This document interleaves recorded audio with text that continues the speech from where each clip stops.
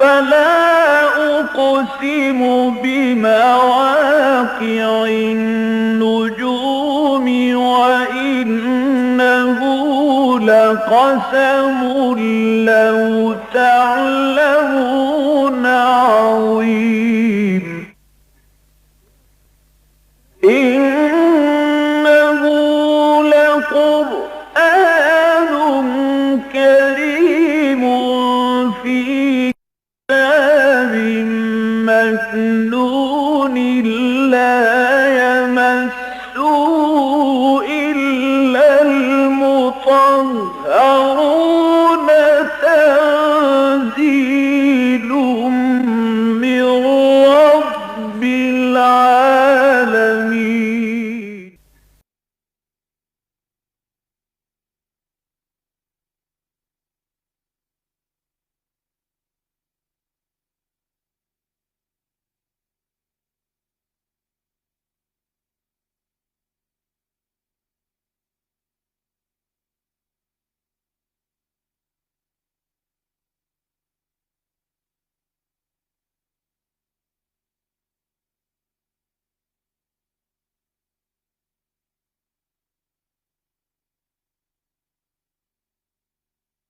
فاعوذ باللہ من الشیطان الرجیم بسم اللہ الرحمن الرحیم یوصیکم اللہ فی اولادکم للذکر مثل حظ الانثیین فإن كن نساء فوق اثنتین فلہن ثلثا ما ترک وإن كانت واحدة فلها النصف ولأبویہ لكل واحد منہما السدس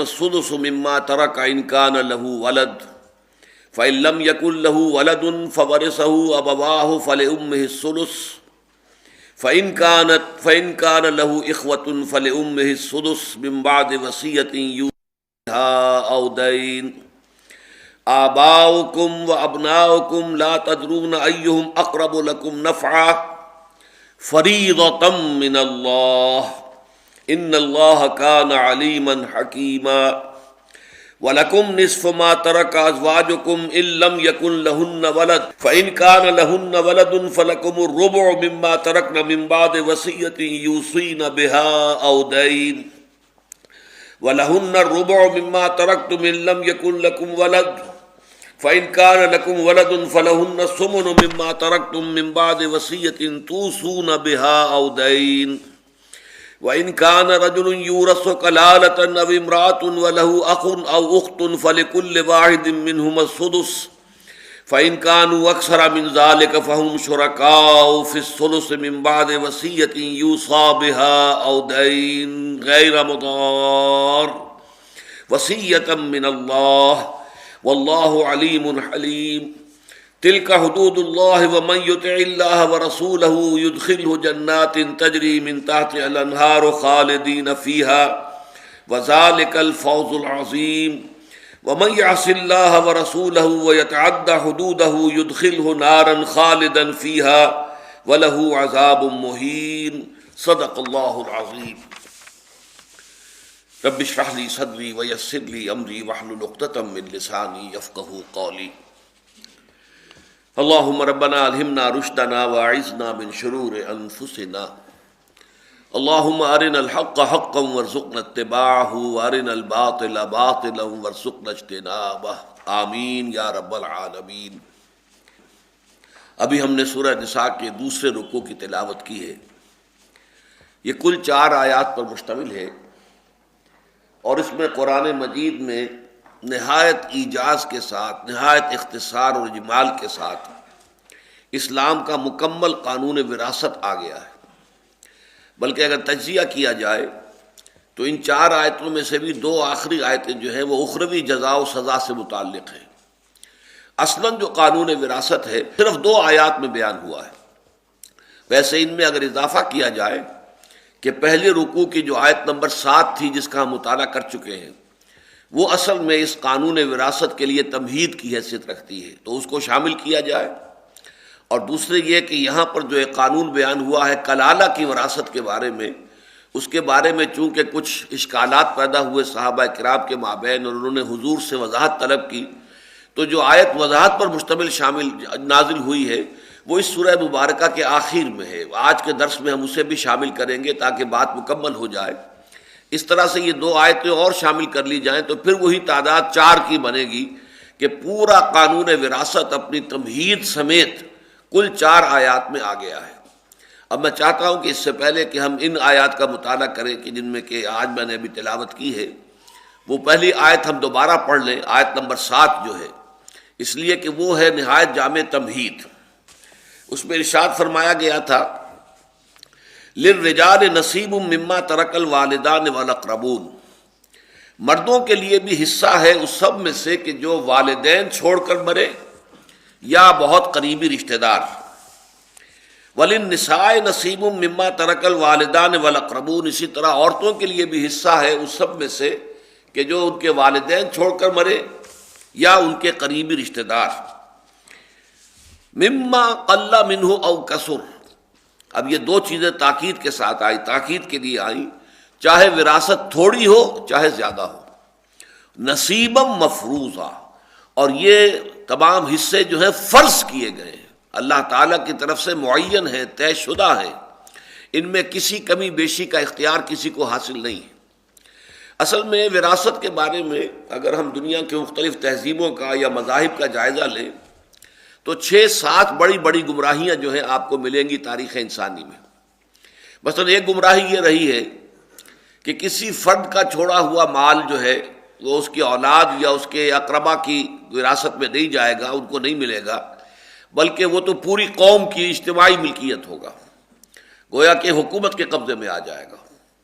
ایک گمراہی یہ رہی ہے کہ جیسا کہ قبائلی نظام ہوتا ہے تو جو بھی کوئی ترکہ ہے جو وراثت ہے وہ قبیلے کی ملکیت ہوگی، اس پر کسی فرد کا کوئی حق نہیں.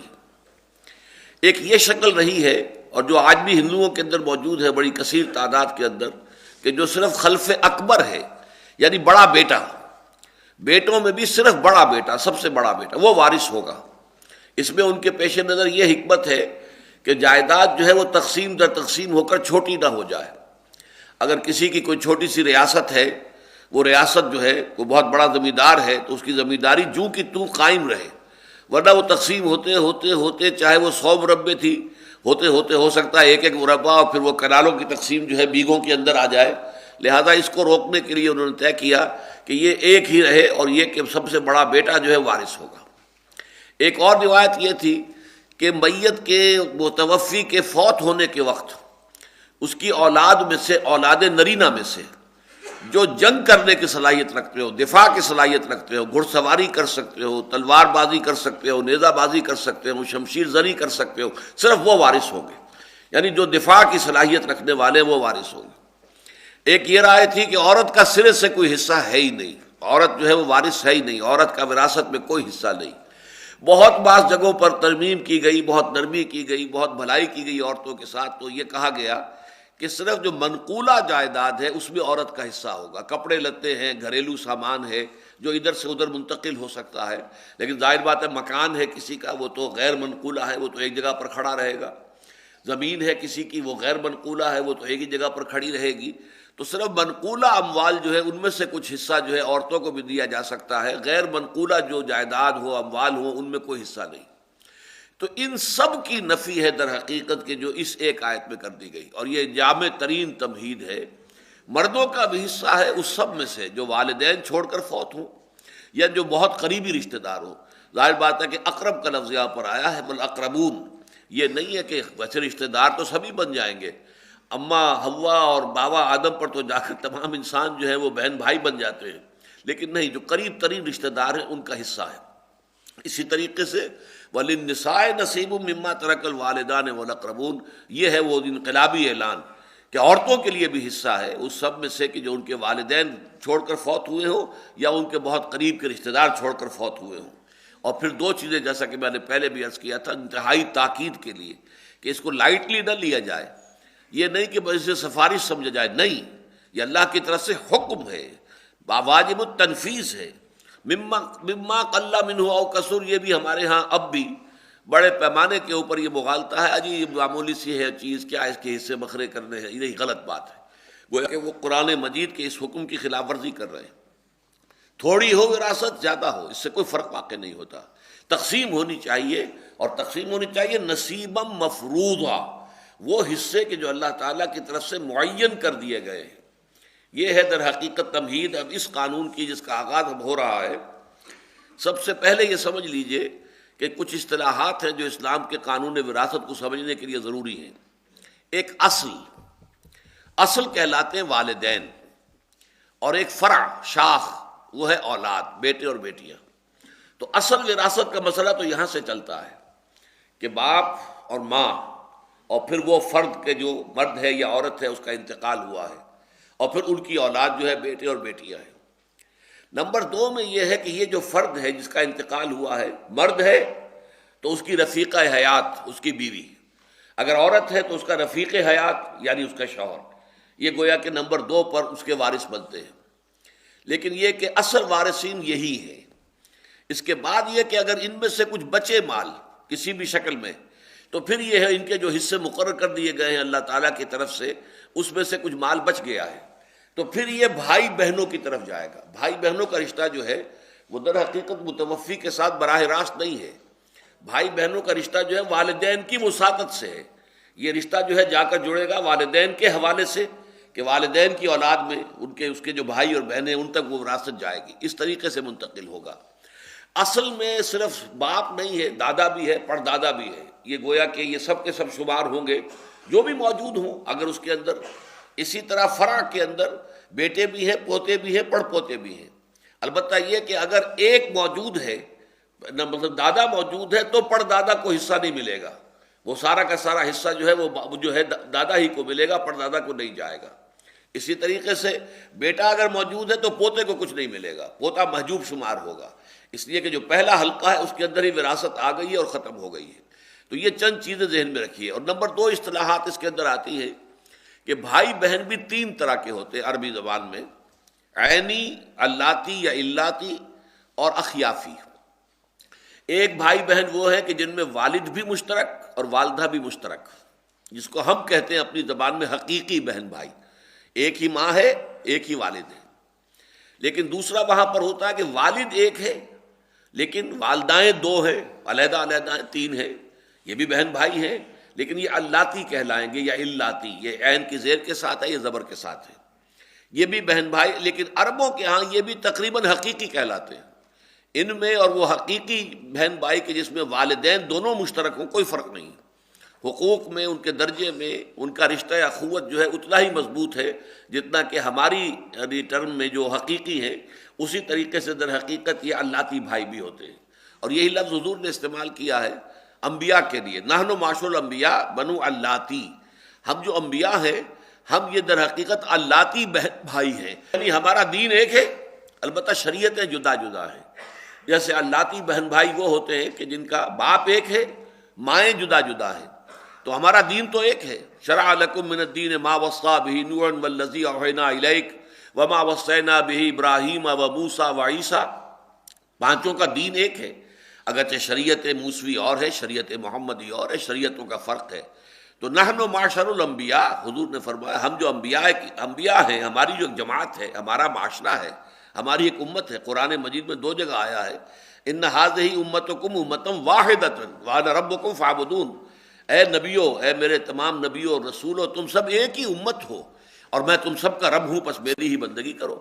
تو یہ ایک ہی امت ہے. حضور نے معاشر الانبیاء کا، نحن معاشر الانبیاء، ہمارا جو معاشرہ ہے انبیاء کا، بنو اللاتی، ہم در حقیقت باپ ہمارا ایک ہے لیکن مائیں ہماری جدا ہیں. تو یہ اللاتی بہن بھائی کہلاتے ہیں. نمبر 3 ہے اخیافی. اخیافی وہ ہوتے ہیں کہ جن میں ماں تو مشترک ہے، باپ علیحدہ ہے. ان کا درجہ ظاہر بات ہے کم تر ہے، ان کا رشتہ اخوت اس درجے مضبوط نہیں ہے. اس لیے کہ اسلام میں قانونی اعتبار سے اولاد کا تعلق زیادہ جو ہے وہ والد کے ساتھ ہے. ویسے یہ کہ احترام اور ادب اور خدمت والدہ کی زیادہ ہے، لیکن یہ کہ قانونی طور پر حق جو ہے وہ والد کا ہے. اس حوالے سے جب والد جدا ہو گئے تو وہ رشتہ اخوت جو ہے وہ اب اتنا مضبوط نہ رہا جتنا کہ اس شکل میں کہ والد ایک ہو.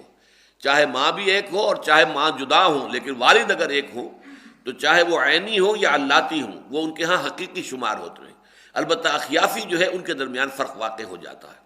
بس یہ چند اصطلاحات سامنے ہوں اسی طریقے سے ایک اور بھی اصطلاحات جو ہیں قانون وراثت پر اگر آپ کو کتاب پڑھیں گے تو ایک ذوی الفروض کہلاتے ہیں، یعنی جن کے حصوں کا تعین قرآن مجید کے اندر آیت کے اندر لفظاً ہو گیا ہے، وہ ہیں جن کے کہ فرائض مقرر کر دی اللہ تعالیٰ کی طرف سے، حصے معین ہو گئے۔ ایک عصبہ کہلاتے ہیں، عصبہ۔ عصبہ وہ ہے کہ جو جیسے کہ ہم کہتے ہیں نحن عصبہ، قرآن مجید میں آیا ہے سورہ یوسف میں کہ حضرت یوسف علیہ السلام کے بھائیوں نے کہا تھا کہ یہ حضرت یوسف اور ان کے جو بھائی ہیں بنیامین، لا یوسف و اخوہ احب الی ابینا منا ونحن عصبہ، یہ یوسف اور اس کا بھائی جو ہے یہ ہمارے والد حضرت یعقوب علیہ السلام کو بہت زیادہ محبوب ہے ہم سے، ہماری نسبت سے، حالانکہ ہم ایک جماعت ہیں، پوری ایک گروہ ہے، ایک طاقت ہے۔ تو عصبہ اس سے عصبیت کا لفظ بنا ہے، ایک گروہی طور پر آپ کے اندر احساسات ہوتے ہیں اور آپ اس گروہ کا ڈیفینڈ کرنے کے لیے ہر وقت جو ہے اپنے گروہی مفادات کو ڈیفینڈ کرنے کے لیے کمر کس لیتے ہیں، تو یہ عصبیت کہلاتی ہے۔ لیکن یہ کہ عصبہ عین کے زبر کے ساتھ جو آتا ہے وہ عصبہ تھا، یہ عصبہ ہے۔ عصبہ کہلاتے ہیں وہ جیسے کہ اب یہ ہمارے جو جوڑوں کے جو پٹھے ہیں کہ جو جوڑوں کو جوڑ کر رکھتے ہیں مضبوطی کے ساتھ، ہلنے نہیں دیتے، یہ عصبہ ہے۔ اعصاب اسی لیے ان کی جمع کی جاتی ہے، اعصاب ڈھیلے پڑ گئے ہیں، یعنی جوڑوں کے بند جو ہے وہ ڈھیلے پڑ گئے ہیں، پٹھے کمزور ہو گئے۔ تو عصبہ وہ ہے کہ جو کسی ایک خاندان کے اندر اس کے تمام رشتوں کو جوڑنے والے ہیں۔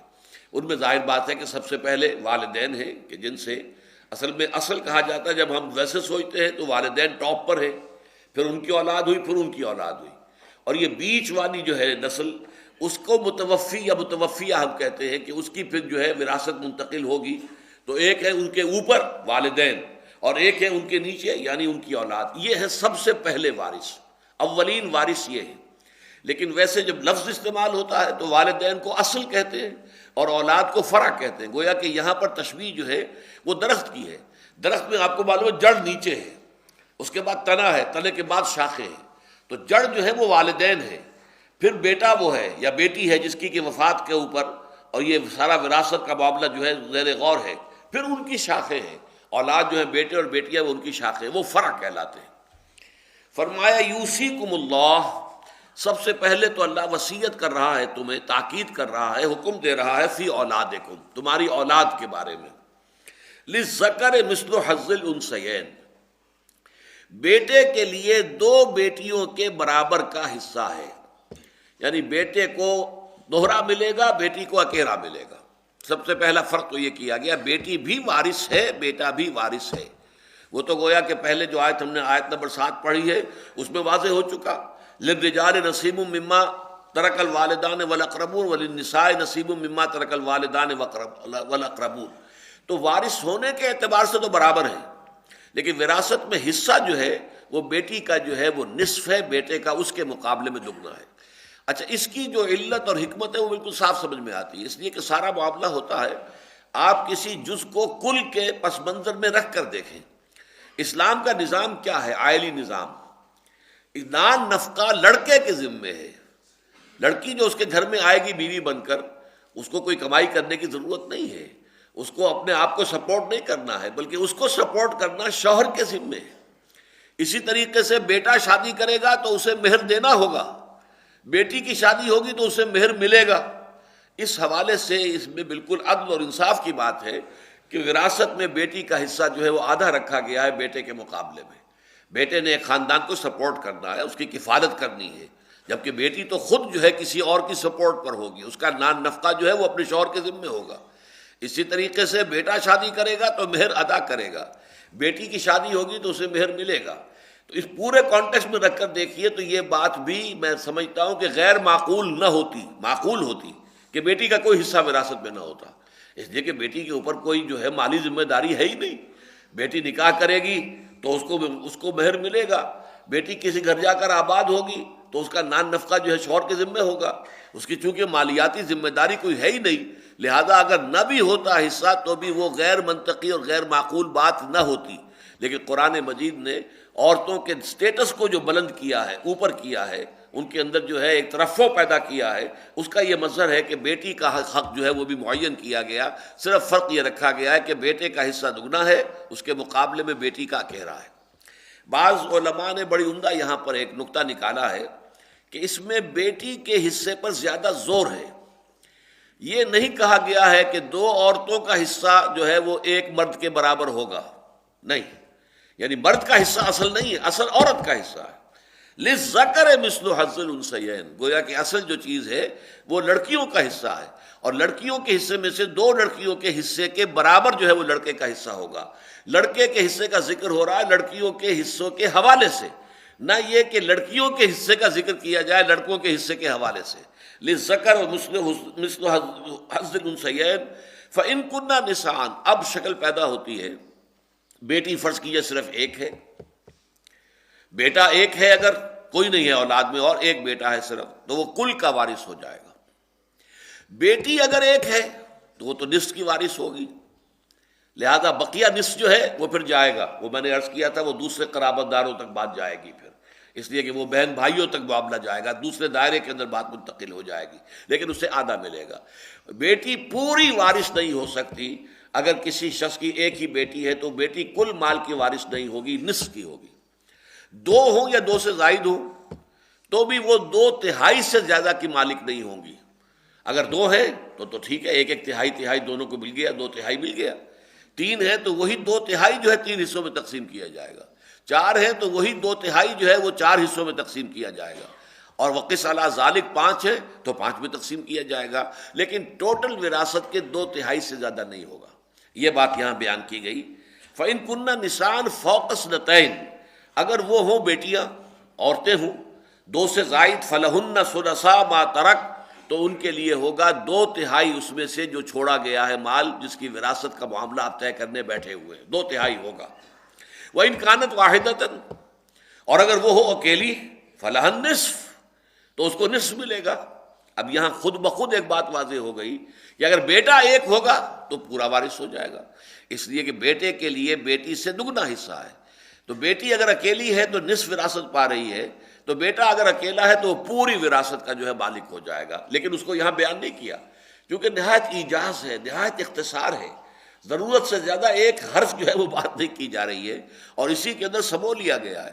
اس پر بڑی بڑی کتابیں لکھی گئی ہیں، اور یہ فن جو ہے بڑا مشکل فن ہے، علم الفرائض، اور حضور نے فرمایا بھی تعلم الفرائض، یہ وصیت اور یہ جو احکام ہے وراثت کے، اس کو خاص طور پہ سیکھا کرو۔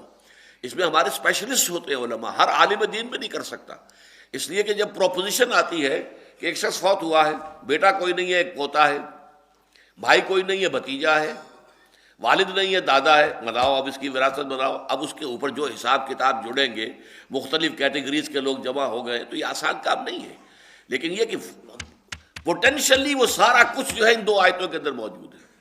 البتہ یہ کہ اس کی تفصیلات میں جائے تو بڑی بڑی موٹی کتابیں لکھی جائیں گی، اور یہ آسان کام نہیں ہے، یہ کافی مشکل کام ہے، بہت ہی جو متخصص ہوتے ہیں اس کے، یعنی فقہ کا بھی ہر مفتی جو ہے وہ متخصص نہیں ہوتا کہ وہ فرائض کا علم بھی جانتا ہو، یہ اس کا ایک علیحدہ شعبہ ہے کہ یہ وراثت کے قوانین جو قرآن کے ہیں اور حدیث کے ذریعے سے جو سامنے آتے ہیں، ان کا ایک خاص علم ہے اور بڑا مشکل علم ہے۔ لہذا یہاں پر اس کا ذکر نہیں کیا گیا کہ بیٹا اگر اکیلا ہے تو وہ کل کا وارث ہو جائے گا۔ اچھا، میں نے کہا تھا نا کہ ایک فرع ہے، فرع کا ذکر تو آ گیا، اولاد کا ذکر ہو گیا۔ پہلا اصول یہ کہ بیٹے کا حصہ دگنا ہوگا بیٹی سے۔ نمبر 2 یہ بیٹا اکیلا ہے تو کل کا وارث، بیٹی واحد ہے، اکلوتی ہے، کوئی اور نہ بیٹا ہے نہ بیٹی، تو وہ نصف۔ 2 سے زائد ہیں بیٹیاں یا 2 ہیں تو وہ 2/3 کے اندر شریک ہو جائیں گی۔ یہ قانون ہو گیا بیٹے اور بیٹی کے بارے میں۔ اب آئیے جو اصل ہے، جڑ ہے، وَلِأَبَوَيْهِ لِكُلِّ وَالِدٍ مِّنْهُمَا السُّدُسُ مِمَّا تَرَكَ إِن كَانَ لَهُ وَلَدٌ، اور اس کے جو والدین ہیں ابوین یعنی باپ بھی اور ماں بھی، اس کے والدین، لِكُلِّ وَاحِدٍ مِّنْهُمَا، ان میں سے ہر ایک کے لیے ہے السُّدُس، چھٹا حصہ، مِمَّا تَرَكَ، اس میں سے کہ جو چھوڑا ہے متوفی نے یا متوفا نے، ان کان لہو ولد، اگر اس کے اولاد بھی ہے۔ اگر جو شخص وہ مرد ہو یا عورت، ظاہر بات ہے وراثت تو دونوں شکلوں میں ہوگی، عورت فوت ہوئی ہے تو اس کی بھی وراثت ہوگی، اس کا بھی مال ہوگا، اسے اپنے والدین کی طرف سے کوئی جائیداد مل گئی تھی، وہ اب جو ہے وہ جائیداد اس کے پاس برقرار رہی ہے، اس کے انتقال کے بعد وہ جائیداد تقسیم ہوگی۔ تو مال جو ہے وہ مرد کا بھی ہو سکتا ہے، عورت کا بھی ہو سکتا ہے۔ تو وہ جو فوت ہوا ہے یا ہوئی ہے، اگر اس کے ہاں کوئی اولاد ہے تو والدین میں سے ہر ایک کو چھٹا حصہ، گویا کہ کل 1/3 میں دونوں کے حصے آ جائیں گے۔ فَإِن لَّمْ يَكُن لَّهُ وَلَدٌ، اور اگر اس کے لیے کوئی ان کے جو فوت ہوا ہے یا ہوئی ہے اس کے کوئی اولاد نہ ہو، وَوَرِثَهُ أَبَوَاهُ، اب ظاہر بات ہے کہ جب فرع میں کوئی نہیں ہے تو پوری وراثت والدین کو، اصل کو چلی جائے گی، والدین کی طرف منتقل ہو جائے گی۔ فَلِأُمِّهِ الثُّلُث، تو اس کی ماں کے لیے ہوگا تہائی۔ اچھا، ماں کے لیے تہائی ہوگا تو باپ کے لیے 2/3 از خود ہو گیا، گویا کہ وراثت منتقل ہو جائے گی کل کی کل ماں باپ کے مابین، ماں کو تہائی، باپ کو 2/3۔ جیسے وہاں بیٹے کا حصہ بیان نہیں کیا گیا تھا کہ بیٹا اگر اکیلا ہو تو کل کا وارث بن جائے گا، یہاں بھی ماں کا حصہ بیان کر کے چھوڑ دیا گیا۔ فَلِأُمِّهِ الثُّلُث فَإِن كَانَ لَهُ إِخْوَةٌ فَلِأُمِّهِ السُّدُسُ مِن بَعْدِ وَصِيَّةٍ يُوصِي بِهَا أَوْ دَيْنٍ، اور اگر اس کے بہن بھائی بھی ہو اس فوت ہونے والے یا وہ فوت ہونے والی کے، تو پھر ماں کے لیے صرف 6واں حصہ رہ جائے گا، وہی کہ جو پہلے تھا۔ باقی کس کو ملے گا؟ اب اس میں 2 رائے ہیں۔ جو حنفی مکتب فکر ہے اس میں تو تقریباً اجماع ہے کہ باقی 5/6 پورا باپ کو چلا جائے گا، یہ اس پر اجماع ہے۔ اگرچہ حضرت عبداللہ ابن عباس رضی اللہ تعالی عنہما کی رائے یہ ہے کہ نہیں، اس شکل میں یہ ہوگا کہ سدس، جیسا کہ کہا گیا تھا کہ اگر اولاد ہے تو سدس رہے گا دونوں کے لیے، باپ کے لیے بھی باپ کے لیے بھی 6واں حصہ۔ ایسے ہی اگر بھائی بھی موجود ہیں تو بھی والدین کا حصہ جو ہے وہ 6واں رہ جائے گا، والد کا بھی والدہ کا بھی۔ پھر اس میں سے جو بچے گا وہ کتنا بچے گا؟ ماں کے لیے 1/3 نکل گیا اور باپ کے لیے دونوں کے مل کر 1/3 نکل گیا، تو باقی جو اب بچے گا 2/3، یہ پھر بہن بھائیوں کے اندر تقسیم ہو جائے گا۔ یہ رائے ہے حضرت عبداللہ ابن عباس کی رضی اللہ تعالیٰ عنہما، لیکن یہ کہ ہمارے ہاں اجماع جو ہے فقہ حنفی میں وہ اس پر ہے کہ نہیں، باقی 5/6 پورا کا پورا والد کو ملے گا۔ واللہ عالم۔ من بعد وصیۃ یوصی بہا او دین، لیکن یہ جو تقسیم وراثت ہوگی اس سے پہلے 2 چیزیں پوری کی جائیں گی، بلکہ یہاں بیان نہیں کیا گیا، اسلامی فقہ میں ایک تیسری چیز بیان کی گئی ہے، اور وہ تیسری سب سے پہلے ہے۔ وہ تیسری شے کیا ہے؟ میت کی تجہیز و تکفین۔ اب اس کے لیے کفن خریدنا ہے، اس کے لیے اور کچھ جو بھی سامان ہے، فرض کیجئے کہیں قبر جو ہے اس کی بھی زمین خریدنی پڑتی ہے وغیرہ وغیرہ، جو بھی تجہیز و تکفین و تدفین، اس پر جتنا کچھ خرچ ہوگا پہلے اس کی وراثت میں سے وہ نکالا جائے گا۔ یہ قانون کا معاملہ یہی ہے۔ اب ہمارے ہاں تو ان چیزوں کے بارے میں ہم سوچیں گے تو یہ ہوگا کہ یہ کون سوچتا ہے، یہ تو ظاہر بات ہے کہ اس کے ورثاء جو ہے کوئی ایک ہی اس میں سے جو ہے پورا بوجھ اٹھا لیتا ہے، ذمہ داری۔ ایک ہے بالفعل کیا ہو رہا ہے، ایک یہ کہ قانون کیا ہے۔ قانون یہ ہے کہ متوفی یا متوفیہ جو بھی فوت ہوا ہے یا ہوئی ہے، اس کے تجہیز و تکفین و تدفین پر جو خرچ ہو وہ اس کی وراثت میں سے نمبر 1 لیا جائے گا۔ اس میں خامخواہ جو ہے کوئی یعنی فضول خرچی بھی نہ کی جائے، اس لیے کہ کسی کا اپنا مال تو جا نہیں رہا، وہ تو میت کا مال ہے، نہیں، بلکہ ٹھیک ٹھیک حساب کے ساتھ جو ہے خرچ ہو، لیکن پہلا خرچ وہ ہوگا۔ دوسرا، یہاں اگرچہ قرآن مجید میں 3-4 دفعہ دہرا کر آیا ہے من بعد وصیت یوصی بہا او دین یا توصون بہا او دین، یہ آیا ہے مختلف، وصیت کو پہلے رکھا ہے، دین کو بعد میں، لیکن شریعت کے اندر جو ہے احادیث نبویہ کی روح سے پہلے دین ہوگا پھر وصیت آئے گی۔ یہ میں بعد میں عرض کروں گا کہ کیوں قرآن مجید وصیت کے لفظ کو جو ہے وہ پہلے لا رہا ہے، جبکہ بالفعل منطقی طور پر بھی عقلی طور پر بھی یہ بات ہے کہ سب سے پہلے اس کے ذمے جو قرض ہے وہ ادا ہونا چاہیے۔ ایک فوت ہوا ہے شخص یا فوت ہوئی ہے کوئی خاتون، اس کے ذمے قرض تھا، تو سب سے پہلے قرض ادا ہونا چاہیے۔ سب سے پہلے تو میں نے عرض کیا کہ اس کی تجہیز و تکفین و تدفین پر جو خرچہ ہے، نمبر 2 پر جو قرض اس کے ذمے وہ ادا کیا جائے، اس کے بعد آئے گا نمبر 3 وصیت، جو وصیت اس نے کی ہو۔ لیکن وصیت میں شرط یہ ہے کہ 1/3 سے زیادہ کی وصیت جو ہے وہ قابل تنفیذ نہیں ہوگی۔ وصیت کا حق دیا گیا صرف 1/3 تک، یہ نہیں ہے کہ آپ اپنی پوری جائیداد وصیت کر دیں۔ آپ کو معلوم ہے ویسٹ میں تو اس کا پورا امکان موجود ہے، کسی کے لیے، کسی فاؤنڈیشن کے لیے، کسی اور ادارے کے لیے اپنی ساری جائیداد وقف کر دی، نہیں، اسلام میں نہیں ہے۔ میکسیمم آپ 1/3 کی حد تک وصیت کر سکتے ہیں۔ اور نمبر 2 یہ کہ کسی وارث کے لیے وصیت نہیں ہے، لا وصیت لوارث، جس کا حصہ مقرر ہے، بیٹا وارث ہے، بیٹی وارث ہے، باپ وارث ہے، ماں وارث ہے، بیوی وارث ہے، شوہر وارث ہے، وارث کے لیے کوئی حصہ نہیں ہوگا وصیت کے اندر۔ اگرچہ بعض حضرات نے اس کے اندر یہ کہا ہے کہ اگر تمام ورثاء متفق ہو جائیں تو کسی وارث کے اوپر بھی وصیت کا اطلاق ہو سکے گا، اگر تمام ورثاء، اس لیے کہ ظاہر بات ہے کہ سب کا حق اس میں شامل ہے، اگر وارث کو جو ہے کوئی حصہ مزید دیا جا رہا ہے تو ایک حصہ تو اسے اپنی وراثت کے حق کے بنا پر مل رہا ہے کہ اس کا حصہ اتنا ہے، تہائی ہے، چوتھائی ہے، پانچواں ہے، آٹھواں جو بھی ہے، لیکن یہ کہ مزید اس کو وصیت کے طور پر مل رہا ہے، تو یہ چیز اگر تو تمام ورثاء متفق ہو جائیں تب تو یہ اپلیکیبل ہوگی، ورنہ نہیں۔ لیکن عام اجماع اسی پر ہے، لا وصیت لوارث، کسی وارث کے لیے وصیت نہیں ہے۔ تو وصیت کے لیے دو چیزیں آپ نے نوٹ کر لی، نمبر ایک یہ کہ ایک تہائی سے زیادہ بھی نہیں ہوگی، اگر کسی نے کر دی ہے وصیت ایک تہائی سے زیادہ کی تو بھی وہ اس کے اندر نافذ نہیں ہوگی، تنفیذ اس کی ہوگی ایک تہائی کی حد تک، اس سے زیادہ نہیں۔ لیکن یہ کہ وصیت کو کیوں ذکر کیا گیا ہے دین سے مقدم، اس لیے کہ وصیت کی ایسا نہ ہو کہ لوگ اس کی اہمیت کو نہ سمجھیں، وصیت کی اپنی جگہ پر اہمیت ہے۔ دین کا معاملہ تو یہ ہے کہ کوئی مطالبہ کرنے والا باہر کھڑا ہوا ہے، وہ کہہ رہا ہے صاحب میرا یہ قرض تھا ان کے ذمے، اور یہ دیکھو یہ ثبوت ہے، یہ ان کا اقرار نامہ ہے، اور یہ قرض ادا نہیں ہوا ہے، تو دین تو آپ کو دینا ہی دینا پڑے گا، اس لیے کہ اس کے لیے تو قرض خواہ جو ہے، جو بھی ہے، جس کا مطالبہ حق ہے وہ کھڑا ہے۔ وصیت والے کو تو چونکہ یہ بغیر کسی حق کے مل رہا ہے، اس کے لیے تو چھپر پھاڑ کر گویا کہ کوئی چیز اللہ تعالیٰ کی طرف سے اسے مل رہی ہے، تو ادھر سے مطالبہ جو ہے وہ مضبوط نہیں ہے، لیکن اللہ کی طرف سے اس کی تاکید کرنی مقصود ہے، اس لیے دین سے بھی پہلے وصیت کا ذکر کیا گیا تینوں مقامات پر جو ہم ابھی پڑھیں گے۔ پہلا یہ آیا ہے من بعد وصیت یوصی بہا او دین، متوفی مرد ہو یا عورت ہو، جو بھی وصیت اس نے کی ہو اس کو پورا کر کے اور قرض کو پورا کر کے۔ تعمیل میں قرض پہلے آئے گا، وصیت بعد میں آئے گی، اور وصیت ایک تہائی سے زیادہ میں نافذ نہیں ہوگی، اور وصیت کسی وارث کے لیے نہیں ہوگی۔ آباؤکم و ابناؤکم لا تدرون ایہم اقرب لکم نفعا، تمہارے آبا و اجداد یا تمہارے بیٹے پوتے، تم نہیں جانتے کہ ان میں سے کون تمہارے لیے زیادہ قریب ہے نفع کے اعتبار سے۔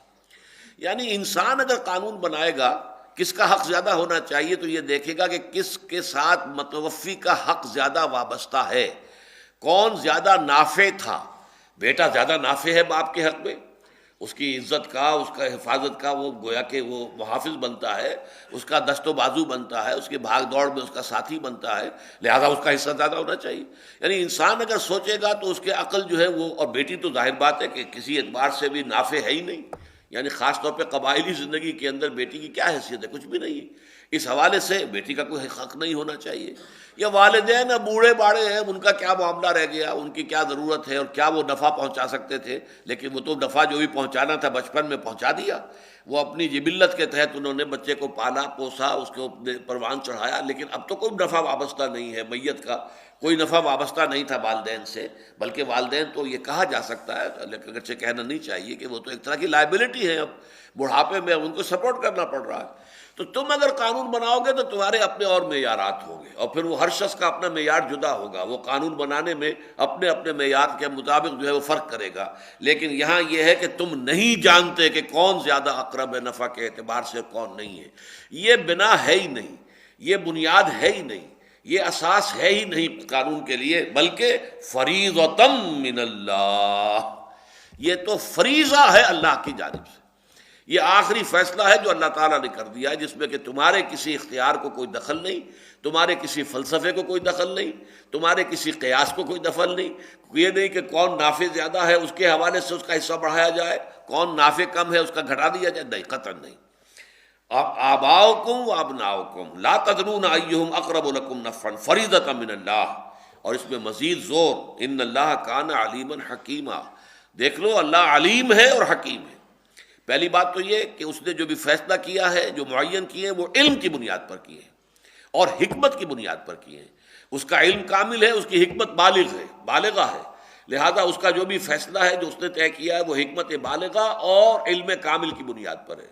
دوسرا یہ کہ اگر تم اس کے اندر کچھ پس و پیش کرو گے، کوئی اس کے اندر کمی بیشی کرو گے، کوئی اس میں کرنی جو ہے کہیں ڈنڈی مارو گے، تو جان لو کہ اللہ علیم ہے، اس کے علم سے یہ بات باہر نہیں ہوگی، اس کی جواب دہی تمہیں اللہ کے ہاں کرنی پڑے گی۔ تو میں نے عرض کیا تھا کہ وراثت میں سب سے پہلے تو یہ ہے کہ والدین اور یہ متوفی مرد یا عورت اور پھر ان کی اولاد، اور اس میں چونکہ زیادہ حصہ جو ہے عموماً سمجھا جاتا ہے کہ وراثت و اولاد کا معاملہ ہے، تو قرآن مجید نے بھی پہلے اولاد کا، فرع کا ذکر کیا ہے کہ للذکر مثل حظ الانثیین، اور اگر صرف ایک بیٹا ہو تو کیا ہوگا، صرف ایک بیٹی ہو تو کیا ہوگا، اور دو سے زیادہ بیٹیاں ہوں، دو ہوں تو کیا ہوگا، یہ سارا قانون آ گیا۔ اس کے بعد آ گیا جو اصل تھی، جڑ، اس کے بارے میں فرما دیا گیا کہ اگر تو جو متوفی یا متوفیہ ہے اس کے اولاد بھی ہے تو والدین میں سے ہر ایک کو چھٹا حصہ، یعنی 1/3 میں دونوں فارغ۔ اگر دوسری یہ کہ اگر اولاد ہے تو والدہ کا تو وہ چھٹا حصہ رہے گا، باقی یہ ہے کہ جو حصہ ہے والد کا اس کے بارے میں اختلاف ہے، جیسا کہ میں نے عرض کیا فقہ حنفی کا اجماع ہے کہ 5 حصے بقیہ جو ہیں 5/6 وہ والد کو چلے جائیں گے۔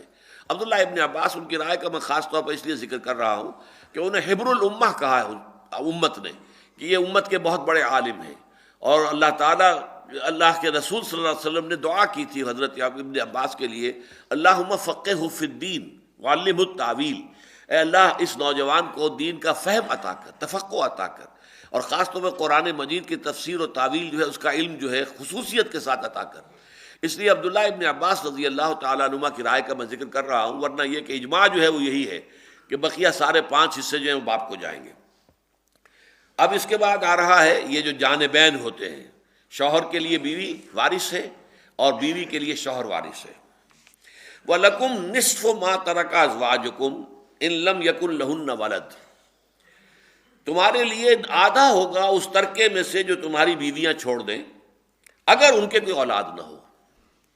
فَإِن كَانَ لَهُنَّ وَلَدٌ، پھر اگر ان کے اولاد ہو فَلَكُمُ الرُّبُعُ مِمَّا تَرَكْنَ مِن بَعْدِ وَصِيَّةٍ يُوصِينَ بِهَا أَوْ دَيْنٍ، تو پھر تمہارے لیے چوتھا حصہ ہوگا۔ یہ متوفی کے بارے میں توجہ دلائی گئی ہے کہ لفظ صحیح نہیں ہے، باقی اس بات صحیح ہے، لیکن یہ غلط العام ہوتا ہے، اور غلط العام کے بارے میں کہا جاتا ہے فصیح، غلط العام فصیح، اس لیے میں نے 1-2 مرتبہ کہا بھی متوفا، تو عربی قواعد کی روح سے تو اصل میں لفظ جو ہے وہ متوفا بنے گا، جس کو وفات دے دی گئی ہو۔ متوفی تو اللہ ہے کہ جو وفات دیتا ہے، لیکن ہمارے ہاں اردو میں غلط العام کے طور پر جیسے مغوی اور مغویہ، حالانکہ اسے مغوات کہنا چاہیے لیکن یہ کہ وہ مغویہ کہلاتی ہے۔ بہرحال یہ غلط العام جو ہے وہ ہمارے عام استعمال میں اردو میں اس کا استعمال جائز ہے، اگرچہ صحیح بات یہی ہے کہ وہ متوفا کہلانا چاہیے۔ وَلَكُمْ نِصْفُ مَا تَرَكَ أَزْوَاجُكُمْ إِن لَّمْ يَكُن لَّهُنَّ وَلَدٌ، اور تمہارے لیے ہوگا آدھا اس میں سے جو تمہاری بیویاں چھوڑ کر فوت ہو گئی ہوں اگر ان کے اولاد نہ ہو۔ فَإِن كَانَ لَهُنَّ وَلَدٌ، پھر اگر ان کے لیے اولاد ہے ان کے پاس، چاہے وہ اس شوہر سے ہی ہو جس کا معاملہ ہو رہا ہے ابھی، اور چاہے وہ کسی سابقہ شوہر سے ہو، اگر اولاد ہے، اگر اس عورت کے اولاد ہے تو تمہارے لیے پھر چوتھا حصہ رہ جائے گا مما ترکنا، اس میں سے جو انہوں نے چھوڑا، من بعد وصیت یوصین بہا او دین، یہ دوسری مرتبہ دہرا کر آ گیا، اس کے بعد کہ وصیت جو کی گئی ہے وہ ایگزیکیوٹ ہو چکی ہو، اور دین یا پھر قرضہ وہ ادا ہو چکا ہو۔ عمل میں نے آپ کو بتایا قرضہ مقدم ہے، وصیت بعد میں آئے گی۔ فرض یہ قرضہ اتنا ہے کہ ساری وراثت اسی میں ختم ہو گئی تو وصیت کا کوئی سوال ہی پیدا نہیں ہوگا، نہ وصیت رہی نہ کسی کا کوئی حصہ رہا، قرضہ ہی اتنا تھا، تو قرض پہلے آئے گا، پہلے تجہیز و تکفین و تدفین کے اخراجات، اس کے بعد قرض، اس کے بعد پھر وصیت، پھر تقسیم ہوگی باقی ورثاء کے اندر۔ وَلَهُنَّ الرُّبُعُ مِمَّا تَرَكْتُمْ إِن لَّمْ يَكُن لَّكُمْ وَلَدٌ، اور ان کو ملے گا چوتھائی حصہ اس میں سے جو تم چھوڑ مرو اگر تمہارے اولاد نہ ہو۔ اگر جو فوت ہوا ہے متوفی یا متوفا جو مرد ہے وہ اگر جو ہے اس کے اولاد نہیں ہے تو پھر یہ ہے کہ عورتوں کو جو ہے ملے گا، بیوی کو ملے گا وہ چوتھا حصہ۔ اچھا بیویاں 1 سے زائد ہیں، 2 ہیں، 3 ہیں، 4 ہیں، تو اس چوتھے میں تقسیم ہوگی، اس چوتھے حصے سے زائد حصہ بڑھے گا نہیں، بلکہ یہ کہ جتنی بیویاں ہیں ان میں برابر برابر وہ چوتھائی حصہ جو ہے وہ تقسیم ہو جائے گا۔ فَإِن كَانَ لَكُمْ وَلَدٌ، اور اگر تمہارے اولاد ہے، فوت ہونے والا مرد جو ہے وہ صاحب اولاد ہے، چاہے وہ اس بیوی سے اولاد ہو چاہے کسی اور بیوی سے اولاد ہو، اس کی اولاد ہے، فَلَهُنَّ الثُّمُنُ مِمَّا تَرَكْتُمْ، تو پھر جو تمہارا ترکہ ہے اس میں سے ان کے لیے 8واں حصہ رہ جائے گا، مِن بَعْدِ وَصِيَّةٍ تُوصُونَ بِهَا أَوْ دَيْنٍ، اس وصیت کو پورا کرنے کے بعد جو تم کرو یا اس قرض کے ادا کرنے کے بعد جو تم پر ہو۔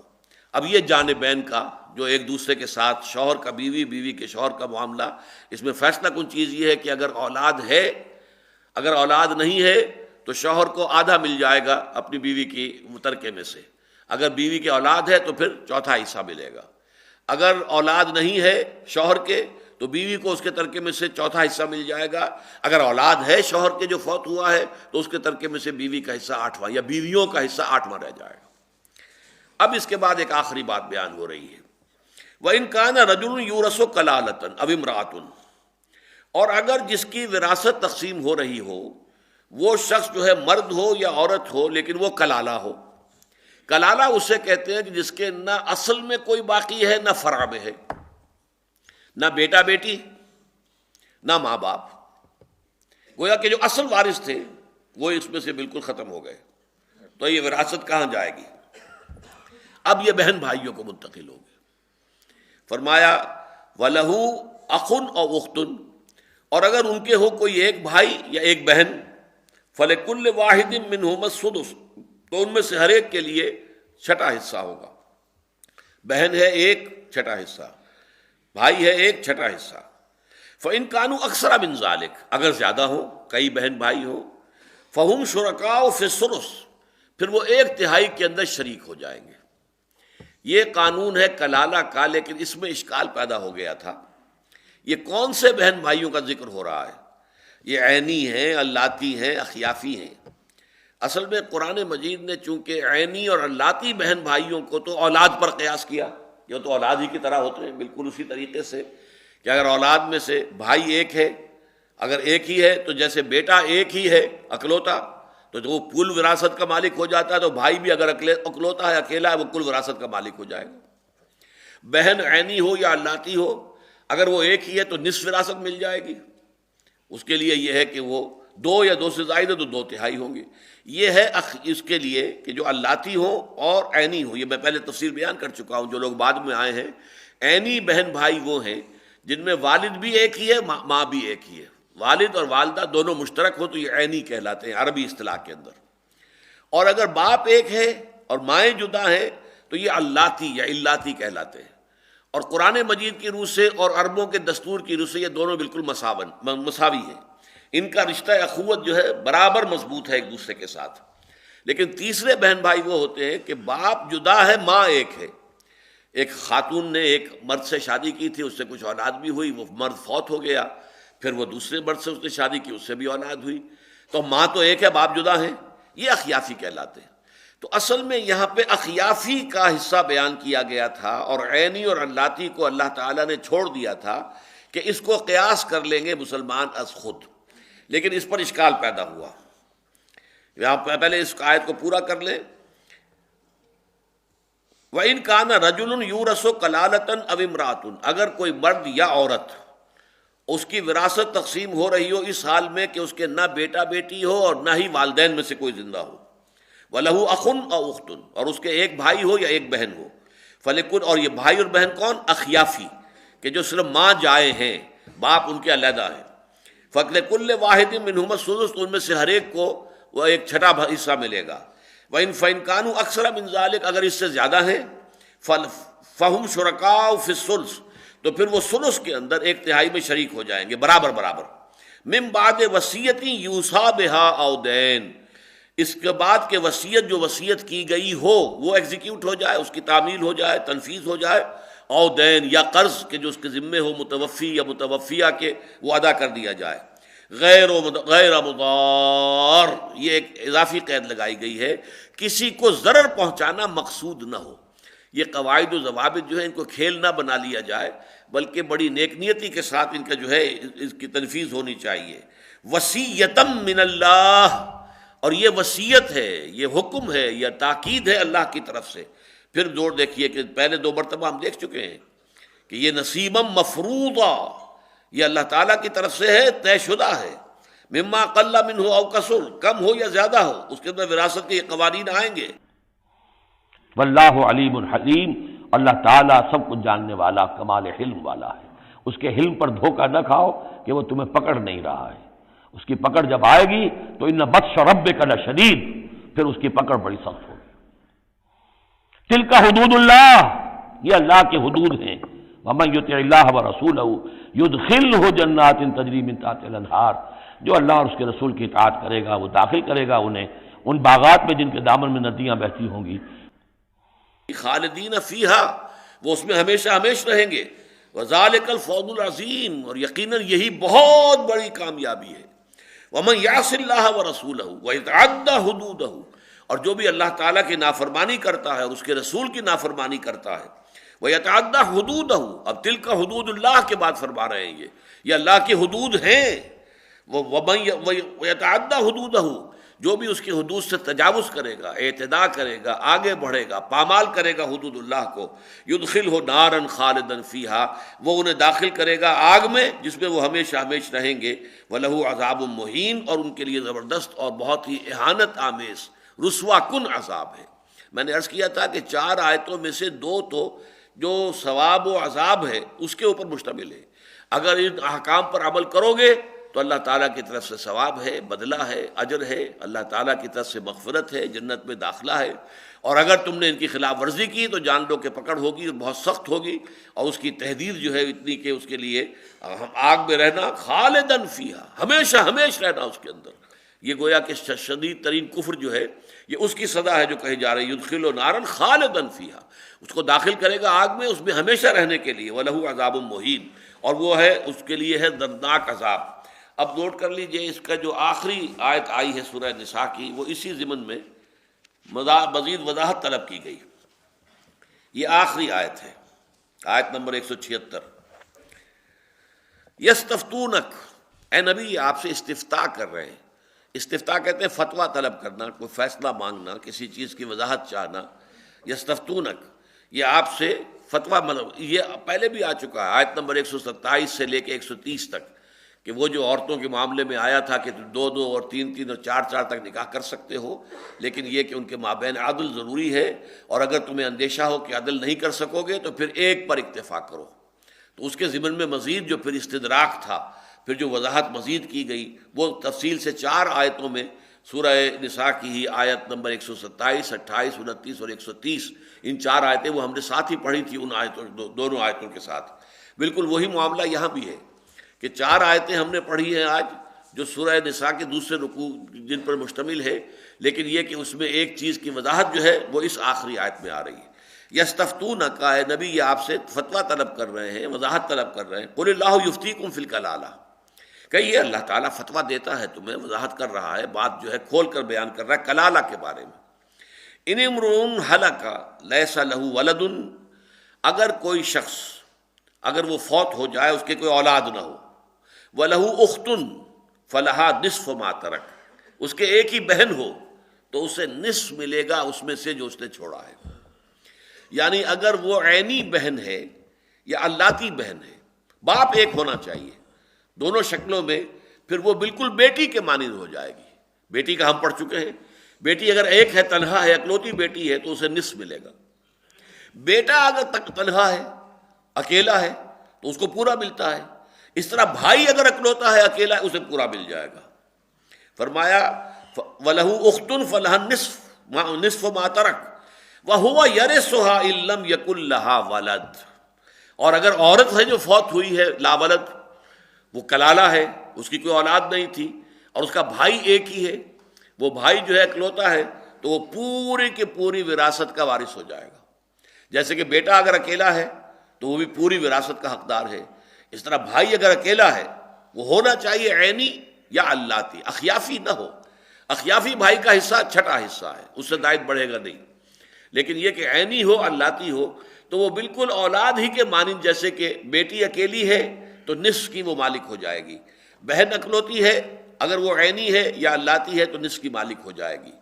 بیٹا اگر تنہا ہے وارث، پوری وراثت کا مالک ہوگا. اسی طرح بھائی اگر تنہا ہے، عینی اور اللاتی، تو وہ بھی پوری وراثت کا مالک ہو جائے گا.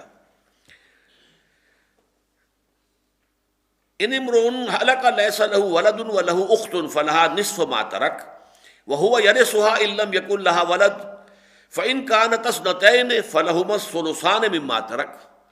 اور اگر وہ 2 بہنیں ہوں تو جیسے کہ 2 بیٹیوں کا معاملہ تھا، اگر 2 بیٹیاں ہی وارث ہیں تو وہ 2/3 کے اندر شریک ہو جائیں گی، اور 2 سے زیادہ ہوں تو بھی وہ 2/3 کے اندر شریک رہیں گی. 2/3 کو برابر برابر انہیں تقسیم کر دیا جائے گا. ایک شخص 8 بیٹیاں چھوڑ کر مر گیا ہے تو 2/3 وراثت میں سے ان کے حصے بنائے جائیں گے، 2/3 میں سے 8 حصے بنائے جائیں گے، تو گویا کہ 8 × 24، 2/24، 1/12 حصہ ہر ایک کو ملے گا. تو یہ شکل رہے گی اگر معاملہ یہ ہو کہ اس کے بہنیں ہوں 2 سے زائد. وَإِن كَانُوا إِخْوَةً رِجَالًا وَنِسَاءً، اور آخری شکل کیا ہے؟ اگر وہ ہوں بہن بھائی، بھائی بھی ہوں بہنیں بھی ہوں، فَلِلذَّكَرِ مِثْلُ حَظِّ الْأُنثَيَيْنِ، تو جو سب سے پہلا لفظ آیا تھا کہ یوصیکم اللہ فی اولادکم للذکر مثل حظ الانثیین، تو جیسے اولاد میں بیٹے بھی ہیں بیٹیاں بھی ہیں، تو ہر بیٹے کو ہر بیٹی کے مقابلے میں دگنا ملے گا۔ اسی طریقے سے بہن بھائی جو ہیں بشرطے کہ وہ عینی ہوں یا اللاتی ہوں۔ اخیافی کا معاملہ وہ تھا کہ جو دوسرے رکوع میں بیان ہو چکا ہے، وہ علیحدہ رہے گا۔ یہاں پر اصل میں عینی اور اللاتی کے ذکر اللہ تعالیٰ نے اس لیے نہیں فرمایا تھا کہ اس کو قیاس کیا جانا چاہیے اور قیاس کیا جا سکتا تھا اولاد کے اوپر، لیکن چونکہ یہ کہ لوگوں کو اس میں اشتباہ ہوا اور شک رہا، لہذا انہوں نے سوال کیا، وضاحت طلب کی، تو یہ وضاحت کر دی گئی۔ یبین اللہ لکم ان تضلوا، دیکھو اللہ تمہارے لیے بات کو واضح کر رہا ہے تاکہ تم گمراہ نہ ہو جاؤ، بھٹک نہ جاؤ۔ اللہ نے ہر چیز کو کھول کھول کر بیان کر دیا، حالانکہ یہ شے اس کے اندر مثبت تھی، اس کو تم قیاس کر سکتے تھے، لیکن اس کے باوجود جب تمہیں اشتباہ ہوا، تمہیں شک کا سامنا ہوا، ہم نے اس کی بھی مزید وضاحت کر دی ہے۔ یبین اللہ لکم ان تضلوا، یہاں ان کے معنی ہے مبادا، اللہ تعالیٰ تمہارے لیے واضح کر رہا ہے مبادا تم گمراہ ہو جاؤ، بھٹک جاؤ۔ واللہ بکل شیء علیم، اور اللہ ہر چیز کا علم رکھنے والا ہے۔ اصل میں تو تمہیں سیدھے راستے پر قائم رکھنے والی بات یہ یقین ہے کہ اللہ کے علم میں ہے تمہارا ہر عمل، تمہارا ہر قول، اور تمہیں اپنے ہر عمل اور ہر قول کی جواب دہی اللہ کی عدالت میں کرنی ہوگی۔ بارک اللہ لی ولکم فی القرآن العظیم ونفعنی وإیاکم بالآیات والذکر الحکیم۔